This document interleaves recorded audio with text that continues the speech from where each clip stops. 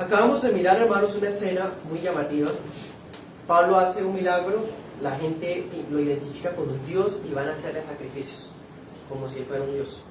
Cuando ellos se dan cuenta que van a hacerle un acto de adoración a él y a Bernabé, se lanzan a impedir que la gente haga algo. Y les dicen, en pocas palabras, nosotros sí somos hombres sujetos a pasiones igual que ustedes. En cambio, el Dios vivo no se agrada de esas vanidades. Implícitamente en esos versículos vemos algo muy importante que, bueno, voy a incluirlo acá. Hay un atributo que se llama la otredad, así como suena, otredad. Dios es otro. Otro, ¿qué significa eso? Que Él es diferente de las criaturas. Dios es diferente a la creación. Aquí lo vemos. Aquí vemos la otredad de Dios. Dice, nosotros somos sujetos a pasiones como ustedes, pero el Dios vivo no. ¿Sí? Otro. Él es otro. Aparte de las cosas creadas. Y es impasible Dios porque nosotros estamos sujetos a pasiones, pero Él no. Eso es impasibilidad. No tener ningún tipo de pasión. Este atributo de la impasibilidad es un atributo incomunicable, porque solo Dios es impasible. Es un atributo negativo, porque su definición está precedida por un no. ¿Qué significa que Dios es impasible? Que no tiene pasiones. ¿Sí? Por eso es negativo, no tiene pasiones. Que Dios es impasible significa que no existen sentimientos ni aflicciones en Él. Este atributo resalta la otredad, porque Él es otro. Las criaturas sí tienen aflicciones, dolor, sentimientos, pero Él no. Este atributo también resalta la inmutabilidad, que eso también ya lo estudiamos, la inmutabilidad de Dios, que Él nunca cambia. Bueno, ¿qué es lo que precisamente Pablo y Bernabé le están diciendo a la multitud pagana de Galacia? Vamos a estar viendo esa enseñanza en dos puntos. Vamos a ver en el primer punto algunas definiciones y en el segundo punto vamos a mirar algunas aclaraciones. Concluiremos con algunas aplicaciones. ¿Listos? Definiciones, aclaraciones y aplicaciones será nuestra estructura en esta mañana.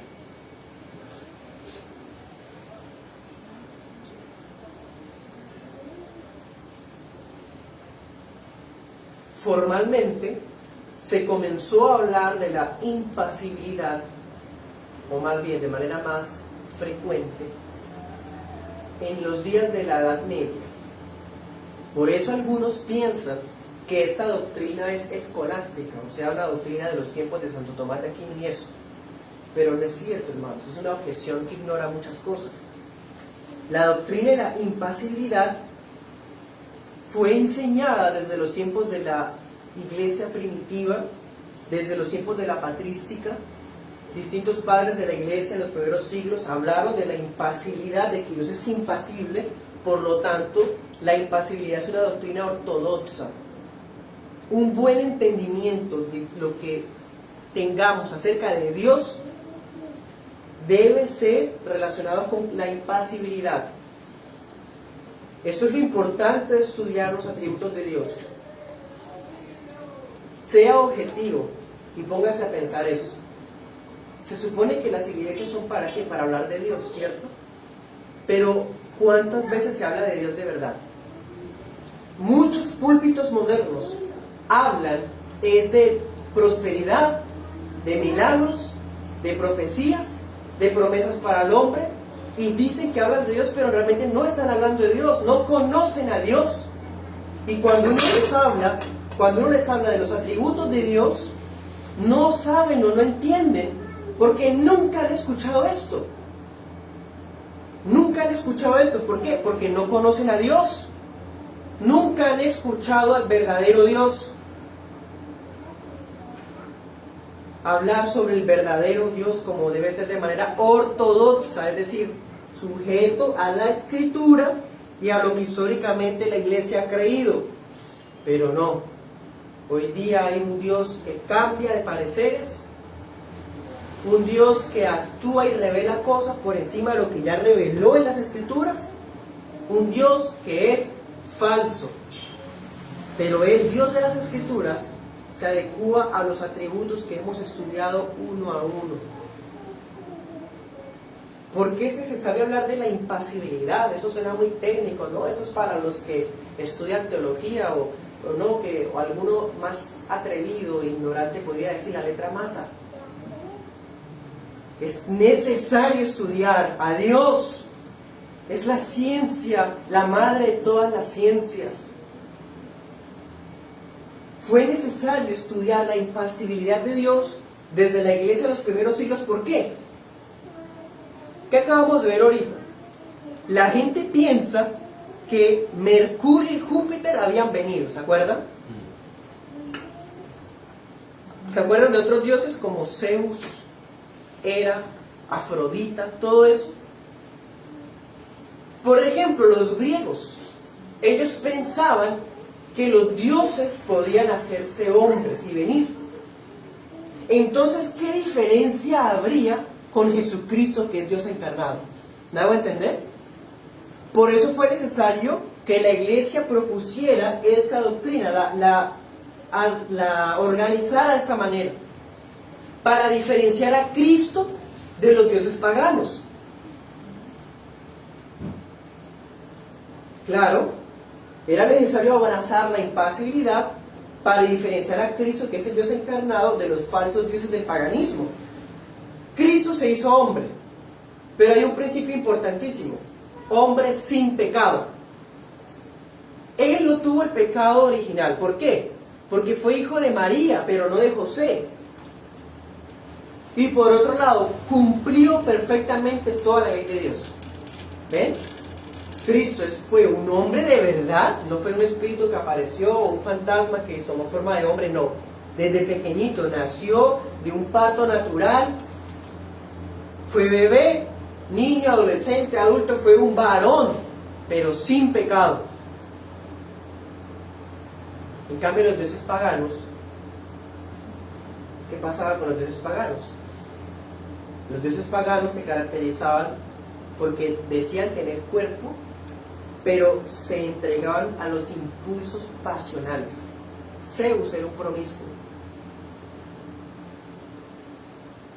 Se entregaban a las emociones como el resentimiento.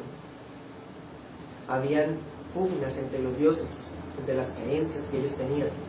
Los dioses tenían envidia, tristeza, rabia. En cambio, Cristo no tiene eso. ¿Se dan cuenta? Eso es lo importante de la impasibilidad. Nuestro Dios es impasible. Los dioses paganos no. Los dioses paganos son vendidos al pecado. ¿Por qué?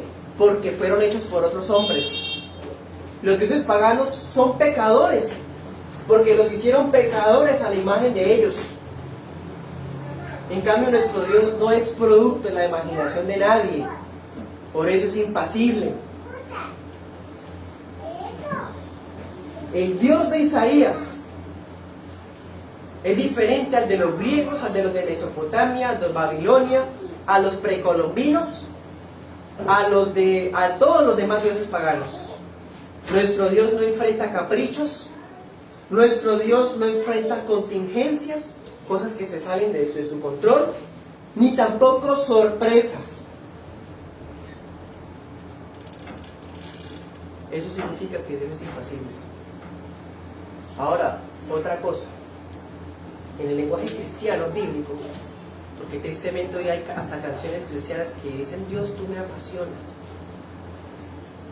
Tristemente, hasta en el lenguaje evangélico moderno se habla de pasión en un buen sentido. Pero en el lenguaje bíblico, ¿qué significan pasiones? Gálatas, por ejemplo, habla de las obras de la carne. Bíblicamente, las pasiones se referían a actos impulsivos, carnales. Actos que dominaban la mente. donde la persona era un sujeto pasivo porque se dejaba llevar. El enojo, la lujuria. Las pasiones también son influencias externas. Entonces un día estábamos pues tranquilos, pero un momento empezamos a sentir ansiedad por algo que está pasando, ¿sí? Porque nosotros somos así, nosotros estamos sujetos a pasiones. Estar sujetos a pasiones significa que podemos cambiar. Un día estamos serenos y pasa algo y nos ponemos intranquilos, como tensos, porque somos sujetos a pasiones. Pero Dios no, Dios es impasible. Dios no tiene pasiones, significa. Dios es simple, Dios es incorruptible. Dios no puede ser perturbado en su ser. Nosotros sí. Una mala noticia, algo que no salió como planeábamos, no dormimos bien, no hemos comido bien. El clima, cómo lo miran, cómo lo que escucha, nos cambia cualquier cosa. Pero Dios no, porque Él es Dios, Él es otro diferente de las criaturas. Dios no puede ser afectado por ningún tipo de pasión, ningún tipo de nerviosismo. Dios no es alterado por ningún tipo de reacción química. Nosotros sí. Se nos sube la bilirrubina, la tensión alta y cambiamos de una vez, porque somos seres físicos. Pero Dios es espíritu. Dios no puede ser perturbado por ningún emocionalismo. Hoy día eso vende. Emociones que sientan. No, Dios no es afectado por emocionalismos humanos. Nosotros sí somos muy emocionalistas. Prometemos cosas llevados por el arranque del momento y no se cumplen, porque fueron meras emociones. Decimos, Dios, te vamos a servir. No le llega, voy a dar todo esto para el servicio de Cristo, voy a dar mi vida para tal cosa, y cuando llegue la tribulación, se desanimó, pobrecito. Ay, ténganme compasión porque me desanimé. O sea que las promesas que hizo eran falsas, porque eran emocionales. Dios no es emocionalista. Nada de estas cosas influye en Dios. Y qué bueno que así sea. ¿Usted se imagina que nuestro Dios fuera nervioso? Cuando nosotros nos ponemos nerviosos, ¿qué necesitamos? A alguien que nos dé fortaleza, que esté ahí con nosotros, nos apoye. Imagínense que nuestro refugio, nuestro Dios, fuera como nosotros, tan fluctuante, tan cambiante, no podríamos confiar en Él.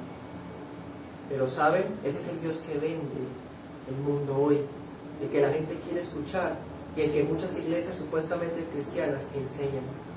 Un Dios que se acomoda a lo que la gente quiere escuchar.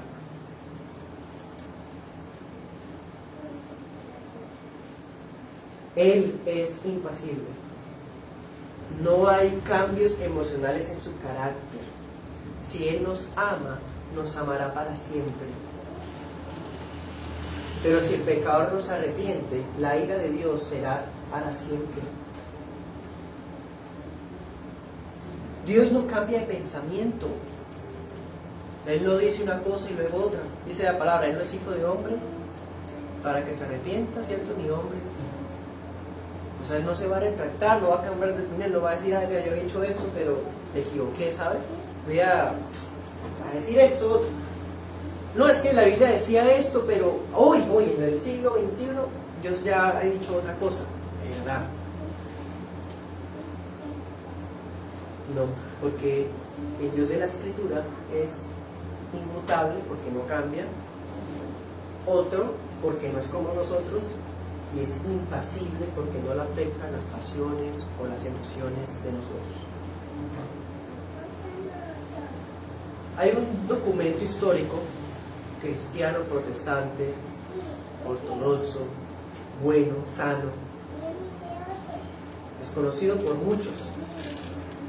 La Confesión Bautista de Londres de 1689 resume esto muy puntual. Dice, abro comillas, el Señor nuestro Dios es espíritu purísimo, invisible, sin cuerpo, sin miembros, sin pasiones. Amén. Ahí está resumido perfectamente. Dios es invisible, es espíritu, no tiene formas corpóreas, emocionalismos. Eso es lo que la palabra enseña acerca del Señor. Ahora, hermanos y amigos, ¿está mal sentir emociones? No. Está mal es aplicarle las emociones a Dios. Nosotros tenemos emociones, es parte de nuestro diseño. Las emociones son características de las criaturas, porque las criaturas son mutables. Nosotros cambiamos, nosotros tenemos tristeza. Dios nos ha diseñado así, y ese diseño es hermoso. Ese diseño nos hace diferentes a unos con otros. Alguno tiende a ser más serio que otro, otro tiende a ser más alegre que otro, otro tiende a ser más tranquilo que otro. ¿Ven? Eso hace parte de nuestro diseño y es una bendición. Bueno, ahora, entonces, una de las características de las criaturas es que cambian, que tienen emociones. Pero como Dios es impasible, Él no cambia. Por lo tanto, Dios no fluctúa. Si nosotros creyéramos que Dios tiene emociones o pasiones, estaríamos creyendo en un Dios fluctuante. Así como dice Santiago, el que pide algo y duda, no piense que recibirá nada porque es como las olas del mar. ¿Se acuerdan? Santiago 1. Imagínense que Dios fuera así inconstante como las olas del mar. No podríamos confiar en Él. Si dijéramos que tiene pasiones, ¿en qué emoción tendría ahorita mismo? ¿Qué tal haya cambiado de emoción? Si Dios cambia de emociones, ayer me amó y hoy pronto está triste conmigo. ¿Se dan cuenta? Si Dios tiene pasiones, entonces yo puedo hacer algo que haga que le dé rabia. O puedo hacer algo que haga que me ame más. Imagínense eso, hermano. Pero mucho creyente, supuestamente cristiano, cree así de Dios. Pero ese no es el Dios de la Biblia. Peor aún, mucho creyente. Es más, le doy este dato. Estamos tan acostumbrados a ese lenguaje que ni nos damos cuenta. Sépanlo. Esas creencias que les estoy diciendo de un Dios que siente pasiones, emociones, empezaron el siglo pasado, después de la Segunda Guerra Mundial. Se empezó a enseñar acerca de un Dios que sufre con los que sufren. Suena muy lindo, pero es herejía. Pero hoy día ese es el Dios del que se habla en muchos lugares. Un Dios que sufre adentro de Él. Imagínense, hermano. Si Dios tiene pasiones, entonces Él sufre. Y si Él sufre, ¿por qué uno sufre? Los seres humanos sufrimos porque no tenemos el control de las cosas. Porque no sabemos lo que vendrá después. No sabemos el mañana. No sabemos lo que va a ocurrir ahorita. Para nosotros las cosas son sorpresivas. Porque somos criaturas sujetas a pasiones, al tiempo. Pero como Dios no es una criatura, sino que Él es el Dios altísimo, espíritu, impasible, entonces nada lo toma por sorpresa. Además recordemos, Él nunca cambia, pero Él lo sabe todo porque Él es omnisciente. Si a Dios lo sorprende algo, entonces no es omnisciente. No. ¿Se da cuenta? Entonces, decir que Dios tiene pasiones atenta contra la inmutabilidad, contra la omnisciencia de Dios, contra la otredad. En fin, impresionante. Todas las implicaciones que hay. Y todo por decir que Dios sufre con los que sufren. Qué fácil es decir algo que se acomoda a la gente. Algo que es una palabra que necesita en este momento. Sí, pero es una blasfemia. Es muy fácil decir cosas que hagan sentir bien. Por eso dice en Timoteo, en los últimos días se amontonarán maestros para decirle a la gente lo que quiere escuchar y van a aborrecer la sana doctrina. Y esta es la doctrina de Dios de la impasibilidad. Nuestro Dios es un refugio fiel. Él no es inestable, Él es estable con nosotros. Nuestro Dios no es impredecible, podemos confiar en Él porque Él nos ha dado promesas. Nuestro Dios no es infiel, Él es fiel a su palabra, primeramente a su carácter. Ahora, es algo natural de nosotros que cuando sufrimos, cuando sentimos dolor, tratemos de ver que Dios sufre con nosotros. Es casi que natural, y más con el entorno en el que estamos. Esta generación es demasiado emocional. Gira todo alrededor de las emociones. Y no nos damos cuenta, pero nacimos ahí y muchos de nuestros pensamientos giran alrededor de eso. Entonces, cuando un cristiano sufre, es muy fácil para él ver a Dios que está sufriendo con él. Ver a Dios como uno que se duele y llora con nosotros. Pero que esto quede muy claro para todos nosotros, hermanos y amigos. Evitemos a toda costa inventarnos definiciones basadas en las emociones. Muchas personas dicen, no, yo no necesito la teología, no hay que estudiar teología. No estudia teología, pero sí está haciendo teología porque está inventándose cosas de Dios. La teología es conocer a Dios, es estudiar a Dios. Y muchos dicen, yo no necesito la teología, pero hace una teología malísima. Precisamente, ¿por qué? Porque no estudió la palabra, no la conoce, no conoce a Dios.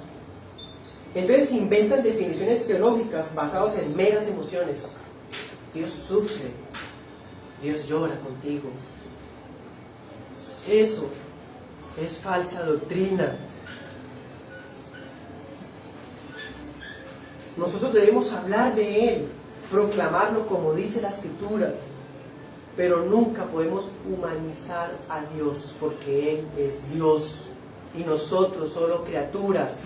Él está arriba en los cielos, en el trono, nosotros estamos abajo. Él es el pastor, nosotros las ovejas. No somos iguales. No podemos humanizar a Dios. Pero el concepto de mucho creyente actualmente es un concepto muy humano de Dios. Hermanos y amigos, es verdad que Dios está con nosotros en la tribulación. Es verdad, lo leímos en el Salmo 56. Dice el salmista, esto sé, Dios está a mi favor. Amén.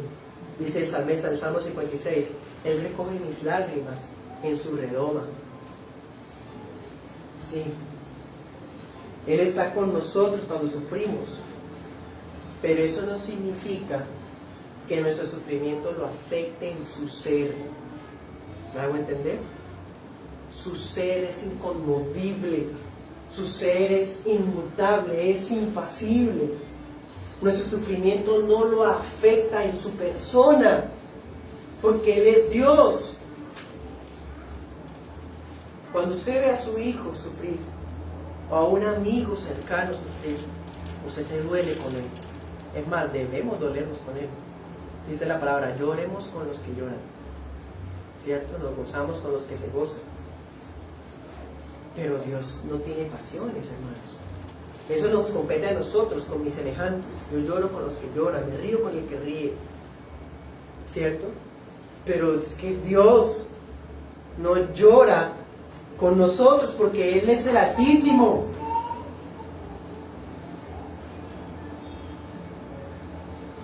Deuteronomio 32:4. Vamos a leer algunos versículos rápidamente.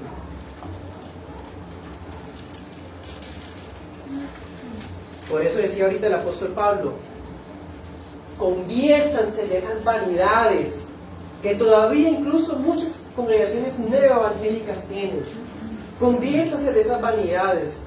Dios no es como nosotros, hombres mortales, sujetos a pasiones. Miren cómo Él es. Deuteronomio 32:4.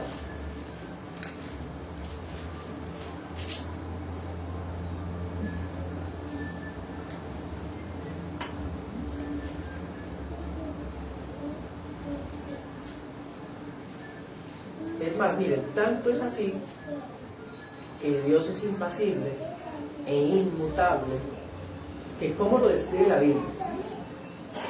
32:4, ¿qué dice? Él es ¿qué? La roca. Eso es lo que significa que Él es la roca. ¿Qué más dice? Su obra es perfecta, porque todos sus caminos son rectos. Es un Dios de verdad y no hay maldad en Él. Es justo y recto. Ese es nuestro Dios, hermanos, es la roca, inconmovible, que no cambia ni es movida por el sufrimiento o por algo que ocurra en el curso de la historia o de la vida. Dios es la fuente y el sostén de toda nuestra esperanza, de toda nuestra confianza. 2 Samuel 22:32.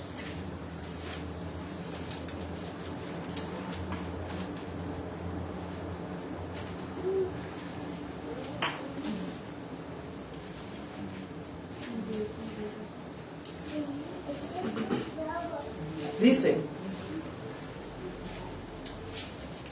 ¿quién es Dios sino solo Jehová? ¿Y qué roca hay fuera de nuestro Dios? No hay una roca fuera de Él. Él es la roca. A los dioses del mundo los afecta el sufrimiento, pero solo Él es la roca.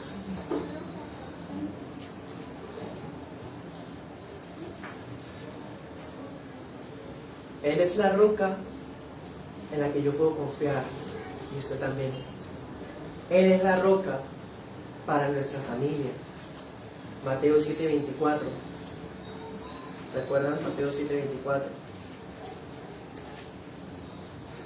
A cualquiera que me oye esas palabras y las pone por obra, en práctica, lo compararé a un hombre prudente que edificó su casa sobre la roca.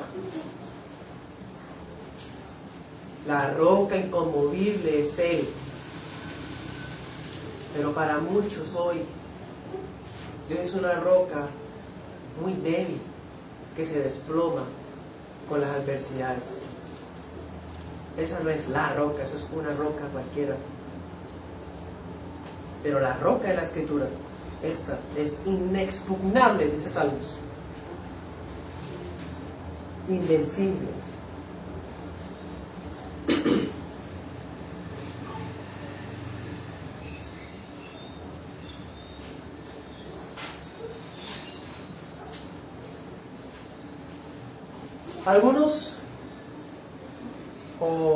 Algunos eruditos, porque cuando uno habla de la impasibilidad, pues suena difícil. ¿Cómo así? Dios no tiene emociones ni pasiones. Uy, ¿cómo?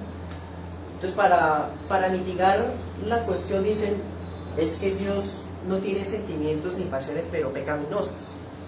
O sea, tratan como de aminorar y decir, Él no tiene, pero lo pecaminoso, lo de otro sí. De hecho, algunos se atreven a decir que Dios es el origen de nuestras pasiones. Que a mí me parece atrevido eso. Dice en Santiago 1 que cuando alguno es sentado, no diga que es sentado por Dios, sino que cada uno es sentado ¿de dónde? De su concupiscencia, de sus pasiones. Jeremías 17 dice, no hay nada más engañoso que el corazón del hombre. Pero está diciendo que es el origen de todas las pasiones, pues, de las pasiones. Muy atrevido, arriesgado. Estamos diciendo, no hay pasión alguna en Él, porque de por sí toda pasión es pecaminosa. ¿Listo? Segundo punto, vamos a ver algunas aclaraciones.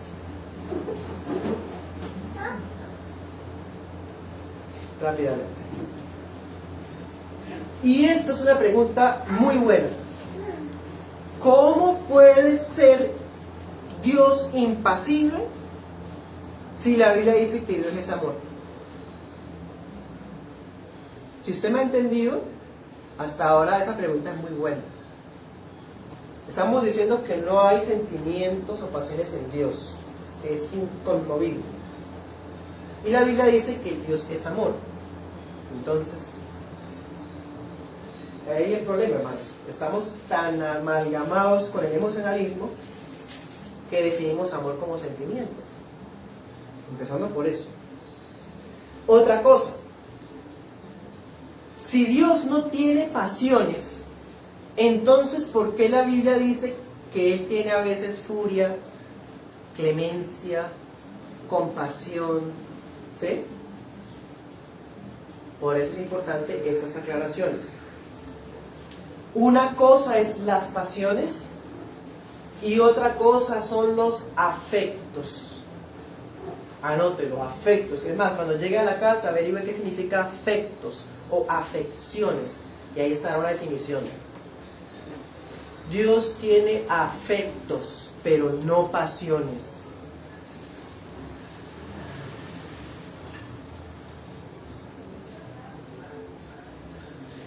Si nosotros decimos que Dios tiene dolor o tiene pena,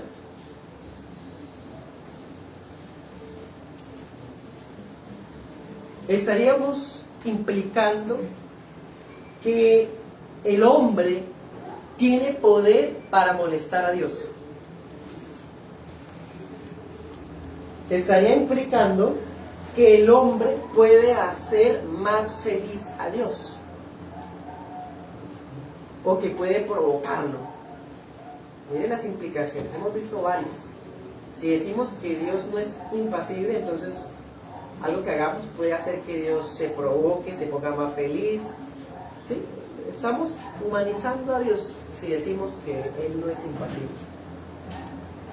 Pero si decimos que no tiene ningún tipo de afecto, ya es otro extremo. No podemos decir que Dios tiene pasiones, pero tampoco podemos decir que no tiene afectos. Porque si decimos que Dios no tiene ningún tipo de afecto, estamos pintando a Dios como si fuera un ser lejano, indiferente y frío. O sea que si Dios no tiene emociones, entonces es frío. Eso no es el Dios de la Biblia. Para eso son estas aclaraciones. Diferente es pasión de afecto. Dios tiene afectos, pero no pasiones. De todas maneras, no puede ser tan simple decir Dios sí o Dios no. Es decir, no podemos decir los afectos divinos, como el dolor o la pena, sí están en Él, porque estaríamos diciendo que el hombre lo puede provocar. Pero no podemos decir un no absoluto, porque estaríamos mirando a Dios como el deísmo, como un Dios por allá lejos que no interviene en la historia. No, vamos a poner una respuesta equilibrada. Ni allá un Dios pasional y cambiante, ni allá un Dios que no siente nada y que ignora a todo el mundo, no le importa nada. Eso es otra cosa. Ni el de allá es bíblico, ni el de allá tampoco es bíblico. Bueno, ¿en qué sentido podemos hablar de que Dios tiene afecciones y no pasiones? Nosotros en este momento hemos visto, hermanos, iglesia, que en muchas ocasiones la Biblia hace descripciones de Dios a través de lenguajes figurados. ¿Se acuerdan de lo que es antropomorfismo? Los antropomorfismos es cuando, por ejemplo, en Salmos ocurre mucho. Se trata de hacer una descripción poética de Dios y se hace descripciones de Él como con partes. Hoy vimos un antropomorfismo en Éxodo 24, dice que los israelitas vieron los pies de Dios. La Biblia dice que Dios es espíritu, o sea, Él no tiene miembros, no tiene extremidades, es espíritu. Pero lo vemos que bota humo por su nariz, que mira con sus ojos, que escucha con sus oídos, que extiende su mano. No significa que Dios tiene ojos, oídos, manos, boca. Eso es antropomorfismo, es decir, darle al que lee la facilidad de entender a través de ese lenguaje. ¿Claro?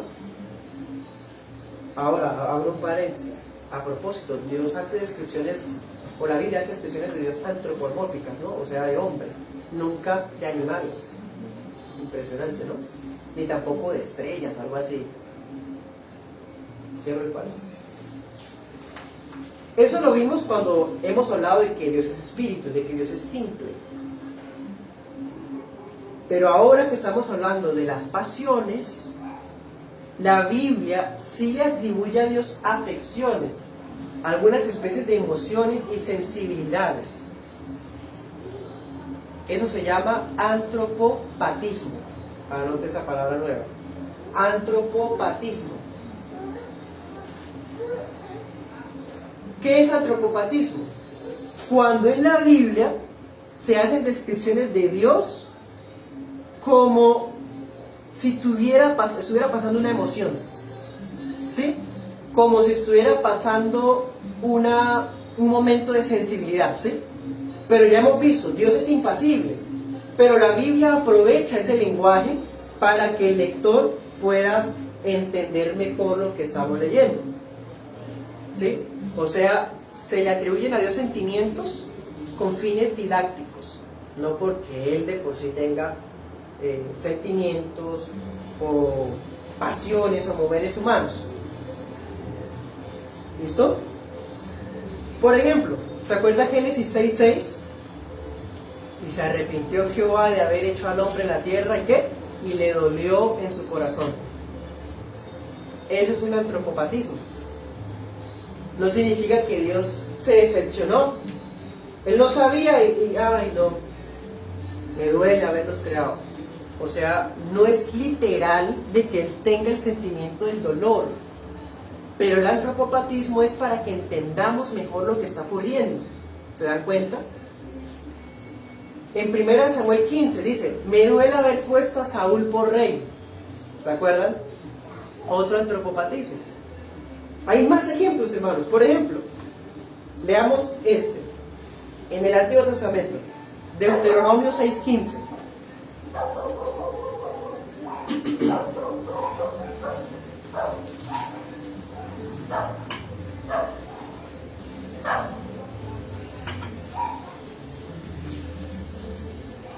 Dice, Jehová tu Dios, 6:15.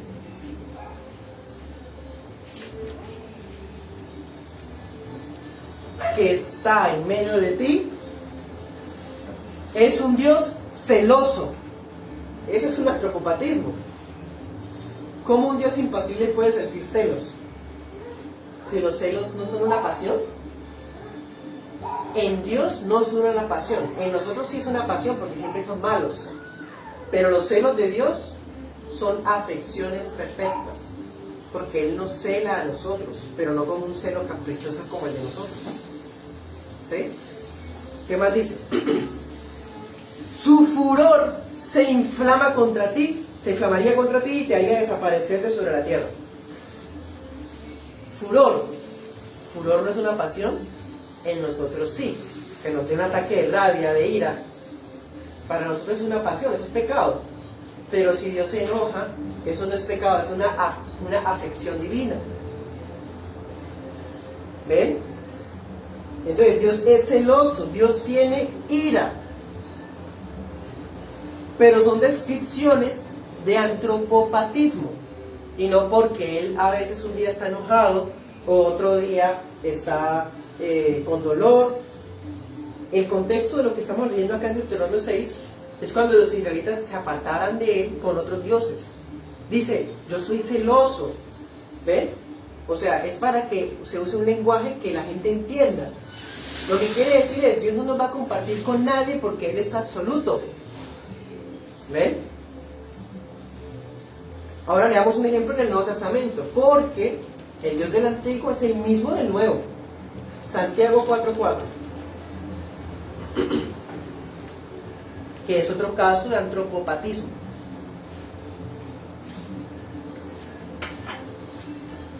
Santiago 4:4.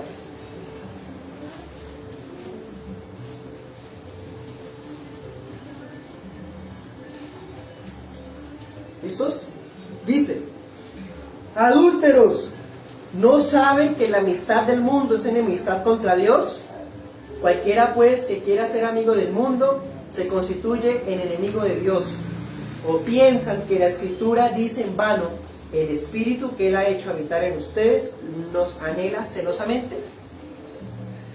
Y eso es importante, porque Dios es impasible, significa que el Padre es impasible, el Hijo es impasible y el Espíritu Santo es impasible.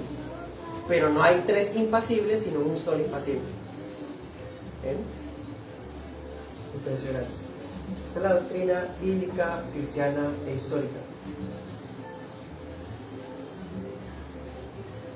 Hay otras descripciones, por ejemplo, anote ese texto ya para ir adelantándome. Sofonías 3:17. Ahí describen a Dios como alegrándose con los suyos, gozándose con ellos. El gozo también es un sentimiento, pero aquí es otro antropopatismo para describir algo, ¿cierto?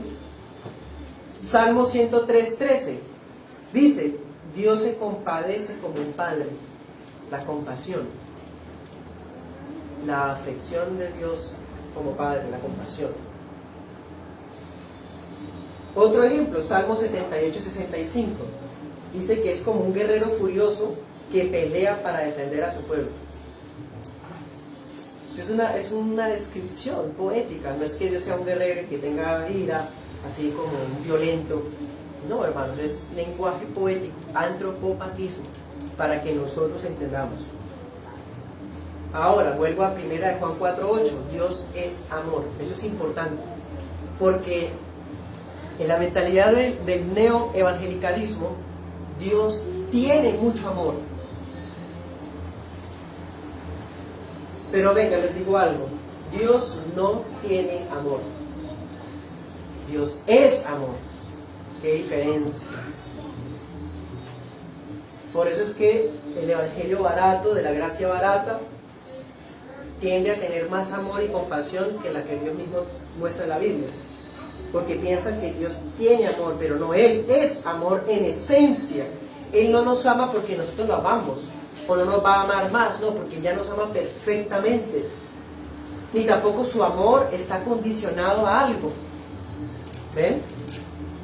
Entonces, hermanos, por eso vemos en la Biblia afectos como la clemencia, el amor, el celo, pero todas estas cosas, la compasión, la furia, que hemos visto en ejemplos, aunque son descripciones que son tomadas de nuestro lenguaje humano, no se comparan. Porque ¿cómo somos nosotros cuando somos furiosos? O cuando tenemos celos, o gozo. O sea, en nosotros estas cosas tienden a ser pasiones, sentimientos, cosas temporales. Pero cuando la Biblia describe así a Dios, está usando ese lenguaje para que entendamos una idea. Pero Él es impasible. Y una cosa muy importante, las pasiones y sentimientos de nosotros, como les decía al comienzo, cambian por los sucesos, por la influencia de otra persona, pero Dios, estos afectos que la Biblia nombra de Dios, vienen de su propia voluntad, son actos de Él mismo, de su esencia eterna, inalterable, nunca son el resultado del pasar de los sucesos o de los actos de las criaturas. Bueno, voy a citar a Packer, un pastor del siglo pasado, dijo esto, abro comillas: la impasibilidad no significa que Dios nunca experimente dolor, sino que cuando Él experimenta, incluso el dolor, lo experimenta por voluntad propia. Ya aclaro más la cita, a través del tercer punto, aplicaciones. Hermanos, ya en últimas, para terminar, digo esto: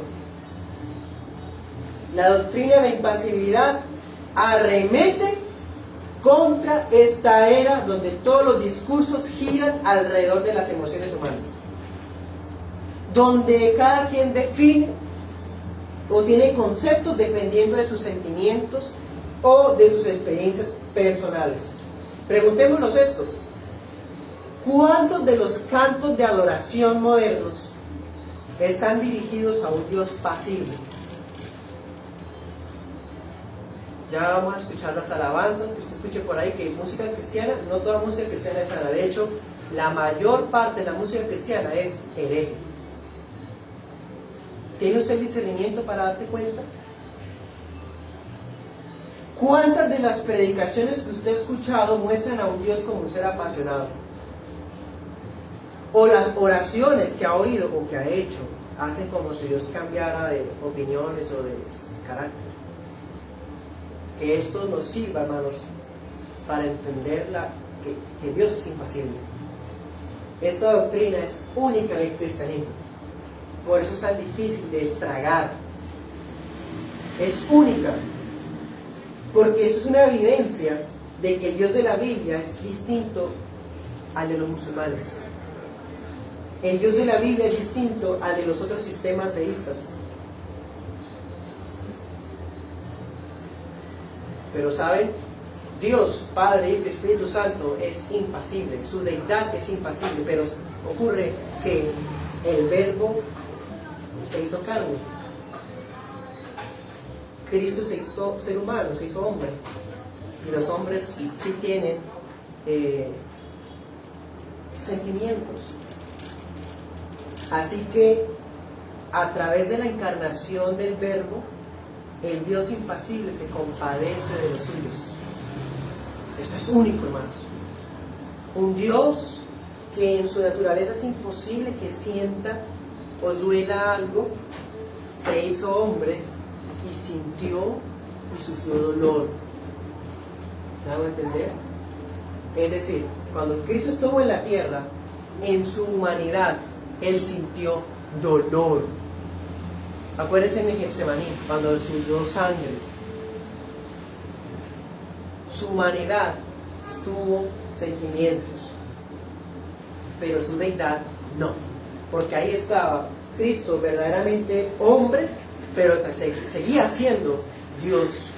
Su deidad es impasible, por eso lo vimos, ¿se acuerdan de Getsemaní? Pasa al frente después de haber sudado sangre y dice: ¿a quién buscan? Yo soy. ¿Sí? Impasible. Acaba de sufrir un ataque de pánico, el más terrible que puede existir, pero como es Dios impasible, Él pasa al frente y enfrenta la situación.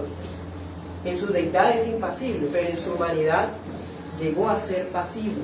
Eso significa que la naturaleza divina impasible se unió con la naturaleza humana pasible en Cristo Jesús. Y esto lo resume Hebreos 5:15. Hebreos 5:15.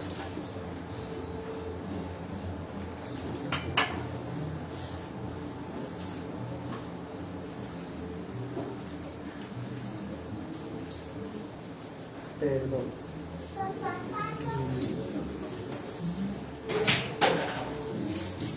5:9, perdón. Hebreos 5:9.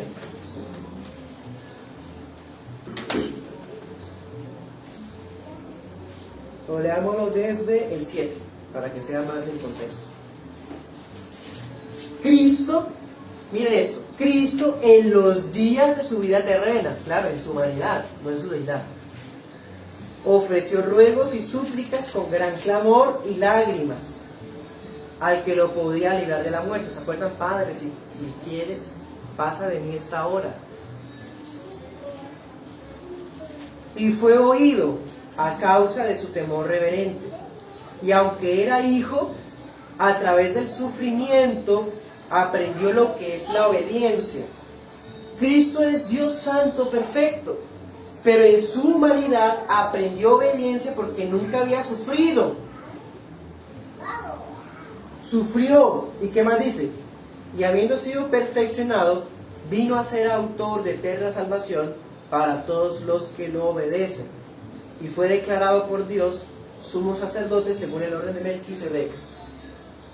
En otras palabras, como Cristo se hizo hombre, ya nos puede comprender, porque sintió, sufrió, cargó lo que nosotros hemos sentido y sabemos y sufrimos de enfermedad, dolor. En Él se encuentra eso. Por eso ahora, cuando está en la diestra del Padre, intercede por nosotros, dice, como sumo sacerdote, en la humanidad. Acuérdense que Cristo sufrió con cuerpo glorificado. Así que ese es el recordatorio para siempre de que el Dios impasible escucha la intercesión del que se hizo pasible para todos los que sufrimos. Dios el Padre no sufre con nosotros ni llora con nosotros porque es altísimo. Pero en el Hijo, tenemos garantía de que Él intercede al Padre cuando nosotros sufrimos. ¿Ven cómo cambia? El Hijo ora por nosotros cuando estamos en tribulación, porque Él sintió lo que hemos sentido. Por eso clama con más fuerza, con más propiedad, como sumo sacerdote. Por eso es que se dice la pasión de Cristo, ¿no? Algunos hablan así de la pasión de Cristo. Eso significa que Cristo voluntariamente se entregó a cumplir la voluntad de Dios, aunque eso significó que sufriera Él en la cruz por nosotros. Entonces, Dios Hijo, siendo impasible, tomó la naturaleza humana pasible para cargar en Él todo nuestro dolor, nuestro sufrimiento. ¿Sí? Y ahora nos lleva a adorar a Dios con conocimiento, con reverencia, con esperanza. Oremos.